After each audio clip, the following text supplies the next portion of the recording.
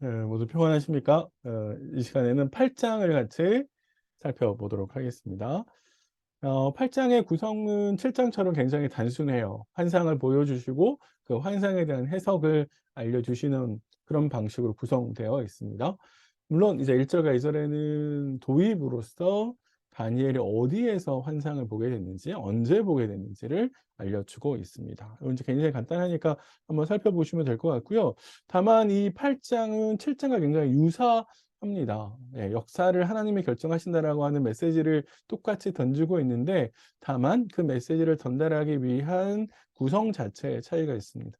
짐승도 7장에서는 4마리가 등장을 했는데, 여기 지금 8장에서 을레강변에서 보는 환상에서는 2마리만 등장을 하게 돼요. 그래서 그 2마리가 상징하는 나라는 바사와 그리스가 되게 되는데, 우리가 7장에서 본 환상에서는 바벨론으로부터 시작해서 그리스까지 갔잖아요. 그게 모두 4개의 나라가 되어 있습니다. 여기서 조금 제가 설명 하나 더 드릴 것은, 7장에서는 바벨론, 메데, 바사, 그리스 이렇게 4개의 나라였는데, 7장에 오면 8장에 오면 이 메데와 바사가 통합하게 된 한 나라로 인식합니다. 역사적으로 보면 나중에 잠깐 설명드리겠지만, 메데가 이렇게 막 그 명성을 떨치다가 550년, 주전 550년경에 바사 고레스가 통합시키거든요. 예, 그래서 이제 바사를 하나의 나라로 지금 여기서는 보고 있고, 그리고 난 다음에 그리스까지 가는 시간들을 이야기하고 있습니다. 또 하나의 차이는 상징에 대해서 구체적으로 이게 뭘 상징한다라고 하는 설명이 8장에서는 주어지고 있다라는 점인데요. 7장에서는 4마리의 짐승은 그냥 앞으로 일어날 내 나라의 내 왕이야 이런 식으로 설명을 이렇게 하는데, 8장에 있어서는 그게 구체적으로 메대와 바사, 그리고 한 나라고요. 그리고 수렴선의 그리스 이렇게 구체적으로 이렇게 이야기해 준다라는 점의 차이가 있습니다. 예, 요런 거 조금 기억해 두시면서 본문을 좀 들어가시면요. 벨사살 왕 제3년 두 번째 환상을 보게 된 게 이제 요 시점인데, 7장의 환상은 처음 나타난 환상은 7장의 환상을 이야기하는 것이고요. 그 이후에 다시 이제 보게 됐다라고 하는 것을 이야기해 주는 것이고, 꿈이 똑같은 메시지를 가진 꿈을 다시 봤다라고 하는 점에 있어서 하나님의 이 말씀이 명확하게 변개되지 않고 그대로 진행될 것이다라고 하는 것을 시사해 준다라고 볼 수 있고요. 근데 환상을 경험한 장소가 다니엘이 위치한 곳과 그가 환상을 보는 장소가 달라집니다. 원래는 엘람 지방, 그러니까 바사 제국의 엘람 지방에 있었는데, 우리 에스더서에 이제 수상궁이 나오잖아요. 이제 고기에 있는 건데, 다니엘이 환상을 보는 곳은 을레라고 하는 지방으로 바뀌어집니다. 나중에 그리스 시대에 가면 그리스 문헌을 살펴보면 율레우스라고 하는 곳이 있었는데, 바로 여기가 이곳이라고 추측을 합니다. 그러니까 아마도 이제 에스겔이 그렇게 했었는데요. 환상 중에서 그가 장소가 옮겨가는데, 다니엘도 환상 가운데 하나님께서 장소를 옮기신 게 아닌가 그런 생각을 해봅니다. 자, 이제 3절부터 12절까지가 다니엘이 본 환상의 내용인데요. 환상은 크게 세 장면으로 구성돼요. 세 장면으로 구성되면서 그 첫 번째 장면이 두 뿔을 가진 숫양이 3절과 4절에 묘사되어 있고, 그가 하는 행동들이 묘사되어 있습니다. 모습은 굉장히 크다라고 이야기하고 있고요. 그러면서 긴 두 뿔이 있는데 하나가 더 길다라고 이야기해요. 뿔이 2개가 있었는데 하나가 더 길다? 그렇게 이야기를 하고 있고, 요거는 의미가 있습니다. 조금 이따 말씀드릴게요. 그러면서 서쪽, 북쪽, 남쪽으로 들이받아요. 원하는 대로 뭔가를 막 하면서 더욱더 강해지고 있더라. 이런 모습을 이제 묘사해 주고 있는데, 요거는 이제 역사적으로 살펴보면 메대와 바사 제국이 나누어져 있었는데, 이 메대와 바사 제국이 통합대입니다. 예, 아까 말씀드린 대로 7장에서는 이 2개를 별개 나라로 이해를 했는데, 8장에서는 결합해서 하나의 나라로 봅니다. 자, 그런데 그 긴 것 중에 그 긴 것은 나중에 난 것이다라고 이야기를 했는데, 길다라는 말은 힘이 더 있다라는 뜻인데요. 원래 메대와 바사 제국이 있었는데, 아까 말씀드린 대로 명성을 원래 7세기부터 6세기 초반까지 메대가 떨치고 있었어요. 상대적으로 바사는 힘이 약했는데 주전 550년 이후에 바사왕 고레스가 통합시킵니다. 그래서 메대를 점령해요. 그래서 하나의 거대한 바사 제국을 만듭니다. 그래서 여기 나와 있는 "하나의 뿔이 더 길었어요."라는 표현은 역사적으로 보면 요렇게 이해를 할 수 있는, 이렇게 이해됩니다. 이렇게 맞출 수 있을 것 같고요. 두 번째 이제 장면은 큰 뿔을 가진 숫염소가 등장을 합니다. 근데 앞에서 이제 숫양이 있었잖아요. 그런데 얘가 이제 "서쪽에서부터 왔어요." "서쪽에서부터 왔다."라는 말은 반대로 동쪽으로 가고 있다는 뜻이잖아요. 그럼 이거는 특정한 목표를 향하고 있다라는 뜻인데, 여기 본문에서는 그 특정한 목표가 누구냐라고 했을 때 숫양이 목표가 되고 있습니다. 그래서 숫염소가 등장을 해서 숫양을 들이받고 두 뿔, 메대와 바사 제국이었던 그 두 뿔을 꺾어요. 그리고 짓밟아 버리는 걸 이야기해 줍니다. 요 이야기는 우리가 역사를 살펴보면요, 이 바사 제국을 그리스가 점령을 합니다. 아주 복잡한 이야기를 좀 드리긴 그러면 좋겠지만 이제 제한되어 있으니까 간단하게 말씀드리면, 주전 331 년에 알렉산더가 바사의 제국 다리오 3 세를 점령합니다. 다리오 3 세와 전쟁을 해서 그의 군대를 괴멸시키고요. 그러면서 바사를 멸망시켜 버립니다. 그러면서 그리스 제국이, 헬라 제국이 등장을 하게 되죠. 고거를 이제 역사적으로 이 본문이 이제 이야기를 해 주고 있는 거고요. 그런데 또 하나 이제 보실 건 뭐냐면, 이 이 숫염소의 뿔이 굉장히 강해졌어요. 그런데 그 강해져 가다가 갑자기 "뿔이 꺾였다."라고 이야기를 합니다. 이게 무슨 말이냐라고 하면, 알렉산더 대왕이 바사를 점령한 이후에 영토를 계속해서 확장해 가요. 우리가 사실은 지도상에 살펴보면 북쪽으로는 힌두쿠시라고 하는 산맥으로 올라가고, 동쪽에서는 펀잡 지방까지 나아가고, 남쪽에서는 인도양까지 나아갑니다. 그러니까 이 말은 나중에 이제 지도에서 한번 알렉산더 대제가 이렇게 건설한 영토를 이제 인터넷에 한번 찾아보시면 정말 큰 영토를 차지하거든요. 그런데 "뿔이 꺾였다."라는 말은 이 알렉산더가 젊은 나이에 30 대에 죽습니다. 그러면서 그의 신하들에 의해서 나라가 4 조각 되거든요. 알렉산더 이후의 후계자들 4 명의 신하들이 지역을 분할합니다. 그래서 마케도니아와 그리스가 하나의 나라로, 드라게와 소아시아, 바벨론과 시리아, 이집트와 북아프리카, 요렇게 이제 4 개의 나라로 분할이 돼요. 그래서 "큰 뿔이 꺾였다."라는 말은 정말로 오래 할 것 같았던 그 제국이 알렉산더가 죽으면서 꺾이는 걸 이야기하는 거예요.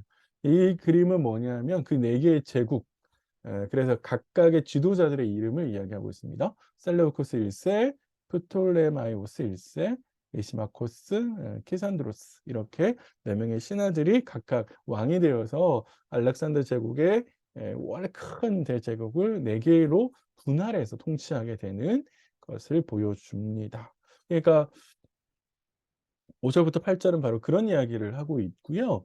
그다음 역사는 누가 등장하냐면 한 작은 뿔이라고 묘사되어 있는데, 그 4 뿔 중에서 특이하게 하나의 어느 한 뿔에서 나오는 뿔이 있다라고 이야기를 하지요.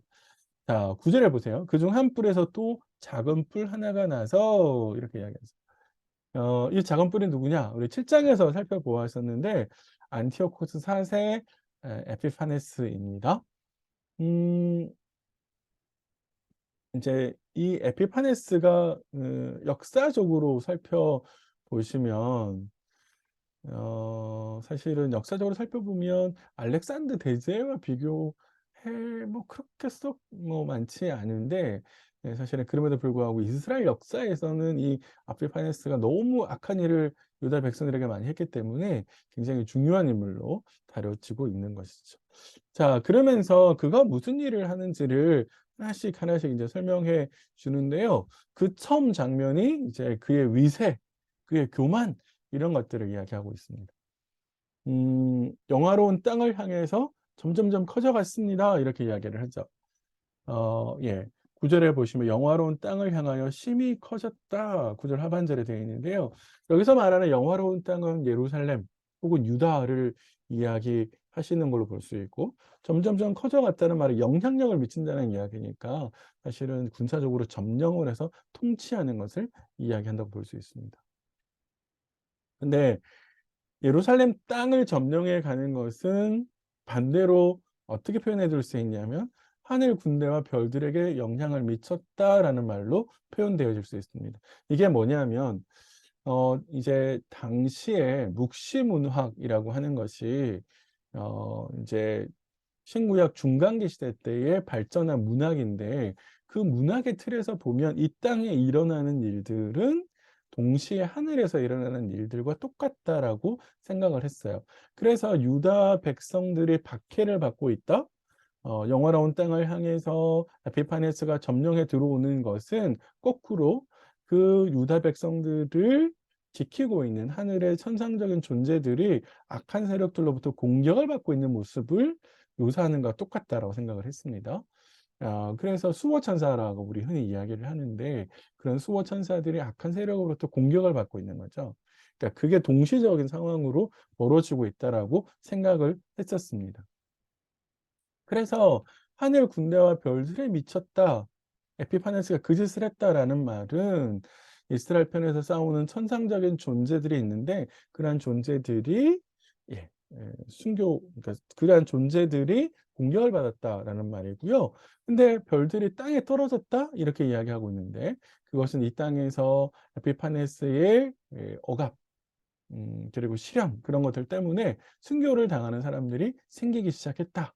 요렇게 이제 설명할 수 있습니다.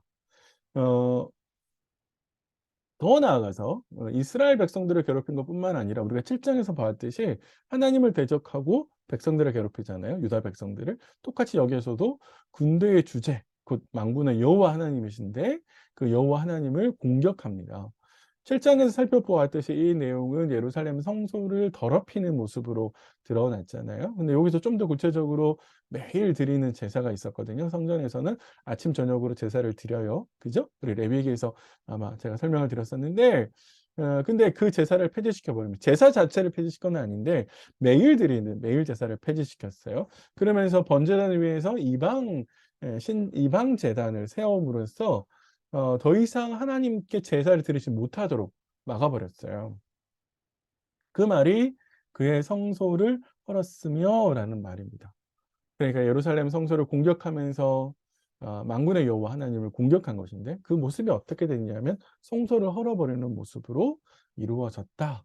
이렇게 이제 이 에피파네스의 만행을 설명을 하고 있습니다. 12 절이 참 어려워요. 그리고 나서 12 절에 "그의 악으로 말미암아 백성이 매일 드리는 제사가 넘긴 바 되었고 그것이 또 진리를 땅에 던지며 자의로 행하여 형통하였더라." 이렇게 되어 있는데요. 요 12절 앞에 있는 말이 정확하게 어떤 의미인지는 잘 모릅니다. 다만 여기 나와 있는 우리 개역 개정에 중간에 "백성이 매일 드리는 제사" 이렇게 되어 있는데요. 요거는 군대라는 말로 바꾸는 게 더 좋겠고요. 그다음에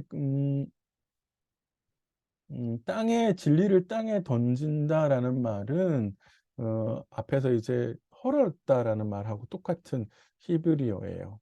네. 그러니까 그런 차원에서 보면 요 12 절에 있는 이야기는 아마도 앞에서 해왔던 만행을 더 자세하게 설명하는 것들이라고 볼 수 있을 것 같아요.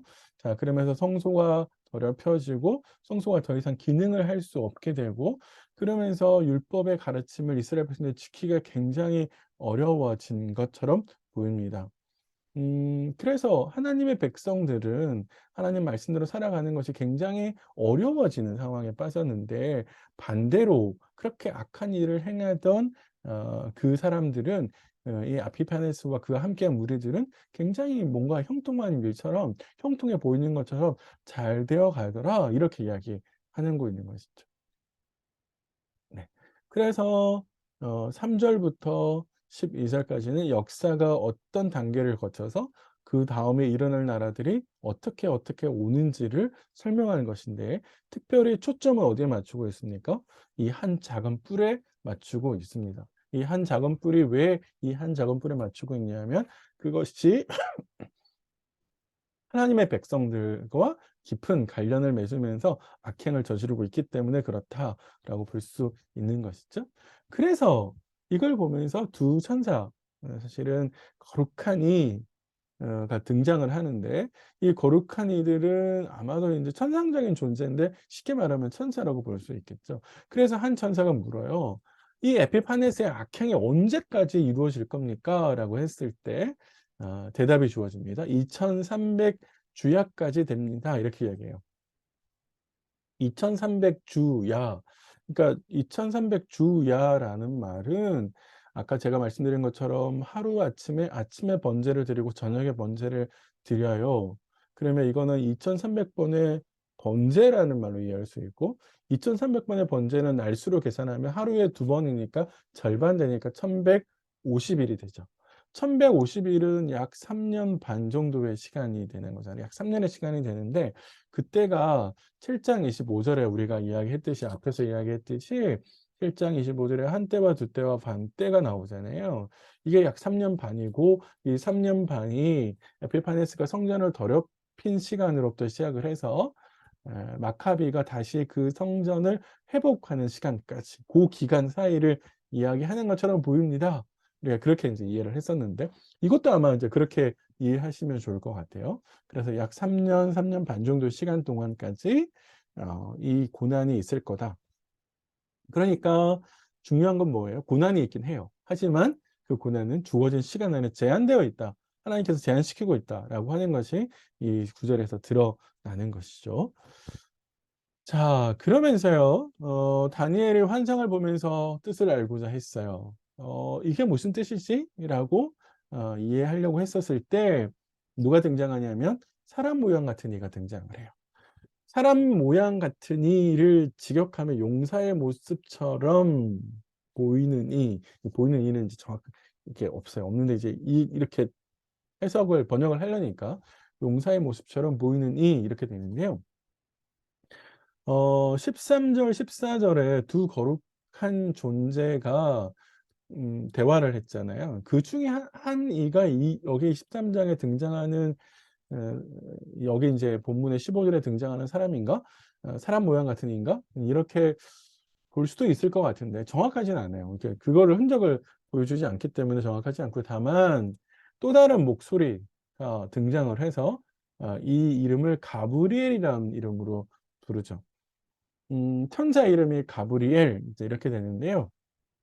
음 천사의 이름이, 이 천사에게 이름이 있다라고 하는 것은 이 천사가 일반적인 천사들과는 다른 구별된 천사다라고 하는 것을 보여주는 것이고, 그에게 특별한 임무와 역할이 있다라고 하는 것을 보여주는데, 여기서뿐만 아니라 누가복음에 가서 이제 이 가브리엘이 등장을 하는데 하나님의 계시를 전달하는 역할을 하고 있죠. 그래서 그 가브리엘에게 하나님께서라고 제가 말할 수 없는데, 왜냐하면 이 목소리가, 이 환상을 이 사람 다니엘에게 깨닫게 해 줘라고 하는 목소리가 이제 전달되어지는데, 본문에서는 그 목소리가 누구인지를 밝혀 주지 않죠. 예, 누구인지 밝혀 주지 않습니다. 천사장일 수도 있을 것 같고요. 뭐 여러 가지 이제 존재들이 등장할 수 있는데, 그래서 어떡하든지 간에 이 목소리 자체는 천상의 존재라고 하는 것은 명확한데, 이 천상의 존재가 누군지를 이야기해 주지 않아서 그냥 제가 예, 확실하지 않습니다. 천상의 존재를 봤어요. 그래서 다니엘은 어떻게 되냐면 두려워합니다. 얼굴을 땅에 대고 엎드려요. 그러니까 이거는 신적인 경험을 한 사람들의 일반적인 반응이거든요. 왜냐하면 사람의 모습과는 다르고, 그리고 아주 영광스러운 모습도 있기 때문에 굉장히 놀라죠. 그런데 가브리엘이 이야기를 해 줍니다. "인자야."라고 부르면서, 인자라는 말은요, 예수님께서 자신을 그렇게 부르셨는데 다니엘서의 문맥에서는 그냥 사람의 아들이에요. 그리고 에스겔에서도 등장을 하는데, 사람의 아들이라는 말은 그냥 연약한 존재를 지칭하는 말입니다. 예, 그 특별한 능력이 있는 존재가 아니라는 거예요. 그러면서 그에게 이 설명을 해 주는데, "네가 본 환상은 뭐냐면 정한 때의 끝에 관한 것이야." 이렇게 이야기를 합니다. 그건 결국에 아까 에피파네스를 보셨는데, 그 에피파네스가 행하는, 성도들을 박해하면서 성전을 더럽히는 것을 했잖아요. 바로 그 시절에 관해서 그 시절에 관해서 그 시기에 관해서 하나님께서 미리 보여주시는 것이다. 이렇게 설명을 합니다. 그래서 마지막 단계일 거다. 라고 이제 이야기를 해주고 있는데요. 19절부터 26절에 가시면 이 환상이 가지고 있는 의미에 대해서 좀 더 자세하게 설명을 해 줍니다. 마지막 때이긴 한데 그게 어떻게 마지막 때에 관한 것이고 그것이 어떻게 연결되어지느냐라고 하는 것을 좀 더 자세하게 설명을 합니다. 그런데 인제 순서를 쭉 보시면요. 20 절부터 이제 그 해석이 등장을 하는데 환상의 순서와 해석의 순서가 똑같아요.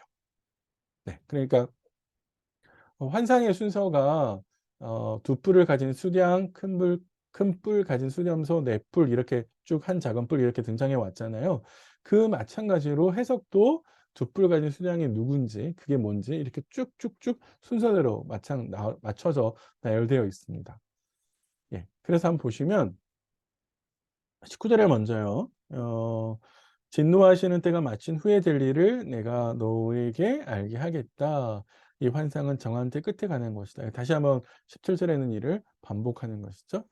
근데 이제 우리 번역에 약간 문제가 있는 게 진노하시는 때가 마친 후에 될 일을 이거는 보라 진노의 마지막 때에 있을 일을 진노의 마지막 때에 어떤 일이 있을 건데라고 번역을 해야 됩니다. 그 있을 일에 관해서 알게 해 주겠다. 그리고 하나님께서 너에게 보여준 그 환상은 바로 그것이다. 이렇게 이야기를 하는 것이죠.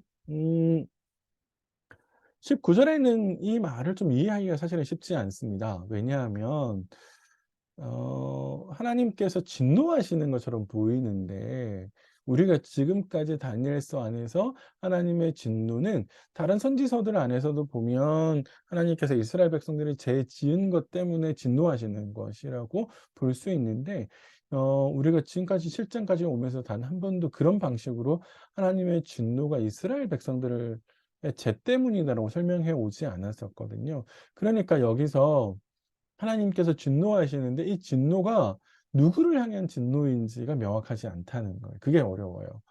흔히들 이제 이스라엘 백성들이라고 이해할 수 있지만 9 장의 다니엘의 기도 안에서 잠깐 다니엘이 회개 기도를 하면서 "하나님의 진노가 이스라엘 백성들의 죄 때문입니다."라고 이야기를 하지만 나머지는 이제 그렇지 않다라고 하는 점 좀 기억하시면 좋겠고요. 더 나아가서 이 하나님의 진노하는 시기는 결국에 에피파네스, 안티오코스 4 세 에피파네스가 통치하는 기간, 고 기간이 바로 하나님의 진노의 기간이 되는 것이고 그런데 그 진노의 기간이 끝나는 것, 끝나기를 바라는 그래서 하나님께서 구원해 주시기를 바라는 기간이 또 이 시간들이 될 수 있겠다라는 것이죠. 그래서 구원을 기다리는 시간이 하나님의 진노의 시간이다. 라고 볼 수 있습니다. 자, 그러면서 이제 하나씩 하나씩 구체적으로 이 환상이 가지고 있는 의미를 해석해 주는데요. 이미 뭐 다 앞에 설명 다 한 겁니다. 두 뿔을 가진 수량은 메대와 바사라고 말씀을 드렸었고요. 수령소와 큰 뿔은 그리스, 그리고 그 그리스의 첫 번째 왕으로 등장하는 게 큰 뿔이고, 네 뿔은 알렉산더 대제 이후에 네 명의 왕들, 예, 신하들이 다 가지다라고 말씀을 드렸습니다. 그러니까 이제 그 지도를 보여드렸고요. 음, 더 초점은 이렇게 간단간단하게 넘어가는 거는 사실 초점이 아니라는 거죠. 그래서 그 뒤에 나오는 초점은 한 작은 뿔, 안티오코스 4세 에피파네스라고 말씀을 드렸는데 여기에 있습니다. 어 인제 초점을 사실은 그러니까 세계사적인 관점에서 보면 이 에피파네스가 이룬 업적은 앞에 알렉산더 대제나 그 이후에 그전에 바벨론 뭐 고레스 이런 사람들 왕이 이루었던 업적에 비하면 사실 작거든요. 중요하지 않아요. 예, 그런데 왜 에피파네스 4 세에게 초점이 맞춰져 있냐면 이 에피파네스 4 세가 유다 백성들에게 재앙을 일으켰기 때문에 그렇습니다. 그리고 다니엘서는 유다 백성들에게 주는 메시지니까 유다 백성들에게 에피파네스의 통치는 그야말로 재앙이었거든요. 말씀드린 대로 하나님을 대적하기도 하고 이스라엘 백성들을 박해했고 그 박해가 아주 심했기 때문에 사실은 그런 면에 있어서 이 에피파네스의 결말이 어떻게 되는지를 관심을 가지는 거죠. 예, 그래서 그에 대한 이야기를 해 주는데 마지막 때에 그가 등장하게 된다 이렇게 됩니다. 마지막 때 반역자들이 가득할 즈음에 이 에피파네스가 등장을 해요. 근데 이 말은 앞에서 17절에는 정한 때의 끝이라고 이야기했고 19절에 정한 때 끝, 26절에 여러 날 후 이런 말로 이제 등장을 이렇게 표현을 했는데 다 똑같이 안티오코스가 이제 통치하는 그 시간들을 가리키는 말입니다. 근데 얘가 뭘 하냐 앞에서 이야기를 했는데 그걸 좀 더 자세하게 설명을 해 보면 얼굴이 뻔뻔하고 속임수에 능하다 이렇게 되어 있는데요. 이거는 이 양반이 목적을 가리기 위해서 목적을 이루기 위해서 수단과 방법을 가리지 않는 비열한 악렬한 그런 모습을 보여주는 것이고요. 그래서 폭력을 행사하고 누군가를 속이기 위해서 계략에 아주 능했던 모습들을 이야기합니다. 실제로 그랬습니다. 그런데 어 마냥 천상만 막 계속 그렇게 하느냐 그러진 않다라고 해요. 하나님이 정하신 범위 안에서만 이루어지게 될 것이다 이렇게 이야기합니다. 그래서 우리 이제 성경에 보시면 24절 이후에 한번 쭉 보세요. 그가 놀라운 나쁜 짓을 하겠지만 하나님께서 그걸 제한시키고 계실 것이다. 그래서 하나님께 정하신 범위 안에서 이 일을 행할 것이다 이야기합니다. 그래서 우리에게 이 본문은 악이 뭔가를 행하는 것처럼 보이지만 실제로 그 악은 굉장히 제한된 범위 안에서 제한된 시간 안에서 행하고 있다. 그래서 하나님이 악을 통제하고 계신다라고 하는 점을 보여주는 것이죠. 자, 에피파네스가 저지르는 만행은 강한 자들과 거룩한 백성을 멸망시켜요. 강한 자들은 셋불, 셀리오코스 4세, 두 아들을 이야기하는 것 같고요. 그러면서 유다 백성들과 천상의 존재들을 거룩한 백성이라고 표현한 것 같아요. 그래서 유다 백성들, 이 땅의 백성들과 천상의 존재들이 아까 육신문화 안에서 연결되어 있다라고 말씀을 드렸는데 이제 그렇게 멸망시킨다, 괴롭힌다, 학대한다 이렇게 이야기하는 거고요. 그래서 결국에 그런 학대가 심해지면 백성들은 어떻게 해요? 배교하게 되죠. 믿음이 약한 사람들은 믿음을 지키지 못하고 배교하게 됩니다. 그 배교의 길로 계속 내몰아 가고요. 더 나아가서 깨를 베풀어서 제 손으로 속임수를 행해요. 역사적으로 보면 사실은 왕위 계승권이 이 에피파네스에게 있는 것이 아니라 조카들에게 있었는데 그 조카들을 속여서 빼앗아요. 이 에피파네스가. 그 왕위를 찬탈해 가서 자기가 권력의 자리에 올라가는데 바로 그러한 악렬한 모습들을 악랄한 모습들을 이제 보여주고 있는 것이고요. 더 나아가서는 교만해요. 에피파네스가 스스로 큰 체합니다. 우리 7장에서도 제가 말씀을 드렸었는데 스스로 신이 되려고 하는 점. 안티오코스 신의 현현 동전에다가 이런 말을 새겨 넣어서 하나님의 권위에 도전했던 것이 있었잖아요. 그러면서 평화로운 때에 무리를 멸해요. 평화로운 때에 무리를 멸한다라는 말이 이제 이 본문의 25절에 평화로운 때에 많은 무리를 멸하며라고 되어 있는데 인제 사실은 예루살렘 성을 기습해요. 그러면서 많은 이들을 죽입니다. 사실은 세금 징수 때문에 속이어서 이렇게 하는 거거든요. 더 나아가서 25절 마지막에 "만왕의 왕을 대적합니다."라고 되어 있는데 만왕의 왕은 하나님이시잖아요. 그래서 "하나님을 대적한다." 이렇게 되어 있습니다. 에피파네스가 이렇게 악랄하게 나쁜 만행을 저질렀을 때 그러면은 이게 괜찮은 거냐? 아니요. 괜찮지 않습니다. 하나님께서 이 에피파네스를 죽여요. 그래서 사람의 손으로 말미암지 아니하고 깨지리라. 사람은 그를 죽이지 못할 것이지만 하나님께서 그를 죽게 될 것이고 그가 비참한 죽음을 맞이하게 될 것이다라고 하는 것을 보여주는 것이죠. 그러니까 하나님께서 악을 통제하고 계신다라고 하는 것을 다시 한번 보여주시고 각 사람이 행한 대로 갚아주신다라고 하는 것을 우리에게 보여줍니다. 예. 그래서 이 환상이 끝나고 난 다음에 이 환상과 관련해서 가브리엘이 명령하는 것은 뭐냐면 "환상을 간직해라." 이렇게 이야기합니다. 주야에 대한 환상. 우리 아까 주야가 어디서 등장했어요? 2300 주야 등장했잖아요. 그 2300 주야 가지고 있는 말은 예루살렘 성전이 더러워지는 시기. 예. 그래서 이 주야에 관한 환상은 확실하기 때문에 하나님께서 정하신 것이기 때문에 취소가 안 된다. 그러니까 어떻게 하라고요? 환상을 간직해라. 제대로 기억해서 적어서 가라 이렇게 이야기를 하는 것이고요. 여러 날 후의 일이다 이렇게 이야기합니다. 그러니까 사실은 이 이야기는 시간으로 보면 꽤 몇백 년 뒤의 일이거든요. 그래서 하나님께서 몇백 년 뒤의 일을 다니엘에게 보여주시면서 후대 사람들을 위해서 이것을 간직하게 만들죠. 그래서 문자로 기록되어서 은밀하게 보관해 가라고 이야기하십니다. 그러니까 그런 점에 있어서 사실 왜 하나님께서 다니엘에게 이 당시가 아니라 어 오랜 시간 뒤에 일어날 일을 알려주셨을까? 사실은 이해하기 굉장히 어렵고 쉽지 않은 건 맞는 것 같아요. 그래서 이거에 대한 답을 찾기가 굉장히 어렵습니다. 원래 어 하나님의 예언이라고 하는 것은 예언이 물론 미래의 일을 예고하는 것이기도 하지만 동시에 그 시대를 살아가는 사람들에게 하나님께서 주시는 말씀의 의미를 해석해 주는 거거든요. 그게 예언이 가지고 있는 기본적인 의미인데 그런 면에 있어서 보시면 8 장의 초점은 먼 미래에 이제 있기 때문에 '왜 하나님께서 이렇게 이야기하셨을까?'라고 하는 것은 사실 이해하기가 그렇게 쉽지는 않습니다. 네. 음. 네. 이해하기 쉽지 않아서 어떻게 제가 설명을 드려야 될지 저도 참 난감한데 하나님은 분명히 의도가 있으시겠죠. 어쩌면은 이럴 수는 있어요. 이게 은밀하게 보관되어 온 이 예언이 성취되는 그 시기에 사람들이 이걸 본다면 '아 하나님께서 정한 대로 역사가 흘러왔구나.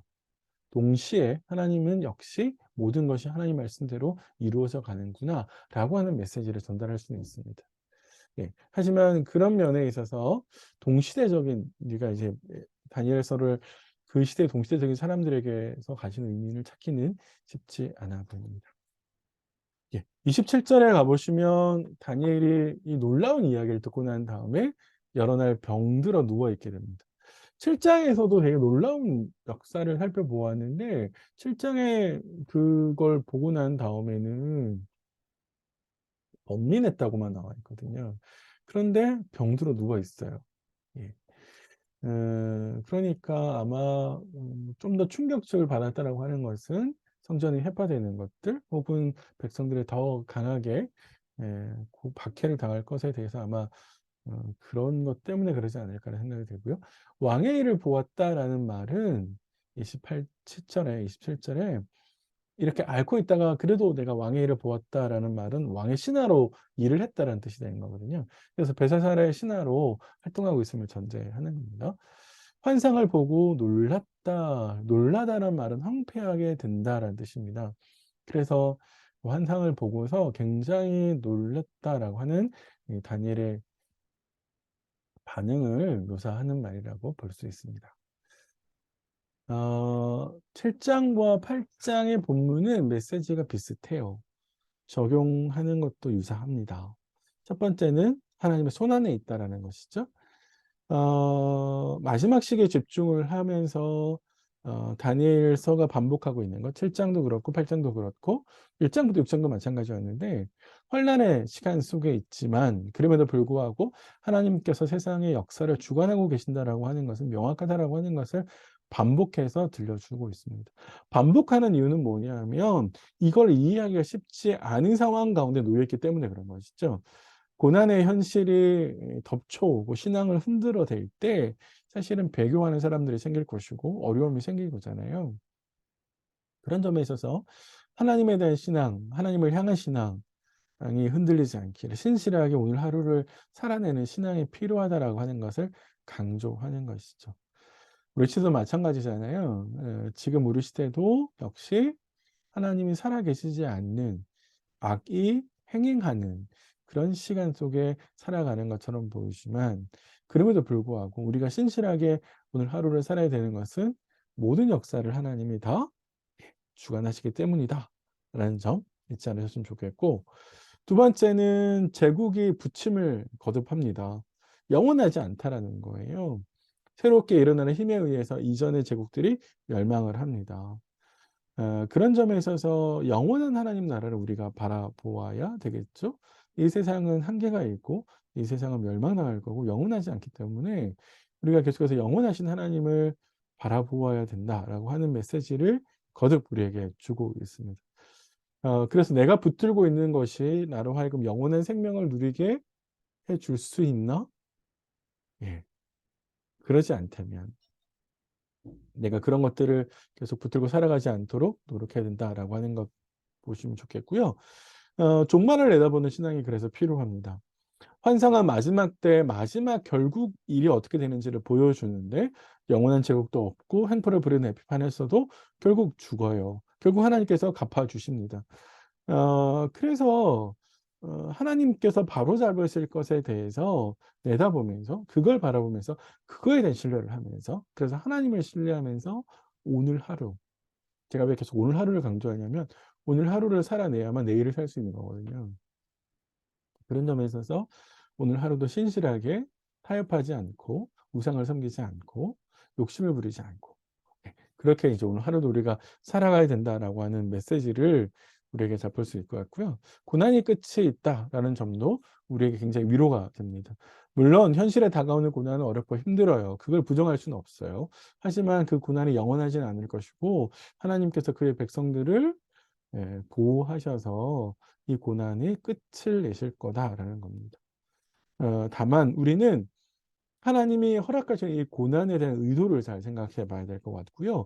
'왜 하나님께서 고난을 주실까? 이 고난을 통해서 하나님은 무엇을 이루어내려고 하실까?' 그래서 다니엘서는 하나님의 백성들이 신앙을 가진다라고 하는 것이 알면서도 고난을 향해서 나아가는 것이라고 알려주고 있는데 그런 점에서도 우리가 현실에서 다가오는 고난을 통해서 하나님의 의도가 뭔지 그리고 그 고난을 통해서 우리가 하나님을 더 깊이 알고 또 하나님을 더 신뢰하게 되는 계기로 삼을 수 있어야만 할 것 같아요. 그게 신실한 삶의 모습이잖아요. 그래서 그런 신실한 삶의 모습을 우리가 함께 살아낼 수 있었으면 좋겠다 생각이 듭니다. 예, 7 장과 유사한 메시지를 가지고 있는 8 장이어서 사실 적용하기가 좀 쉽지는 않을 것 보이는데요. 그래도 다시 한번 또 하나님 말씀이 우리 각자에게 주시는 메시지는 다를 수 있으니까 같이 좀 깊이 묵상해 보시면서 하나님 은혜를 누리셨으면 좋겠습니다. 수고 많으셨습니다.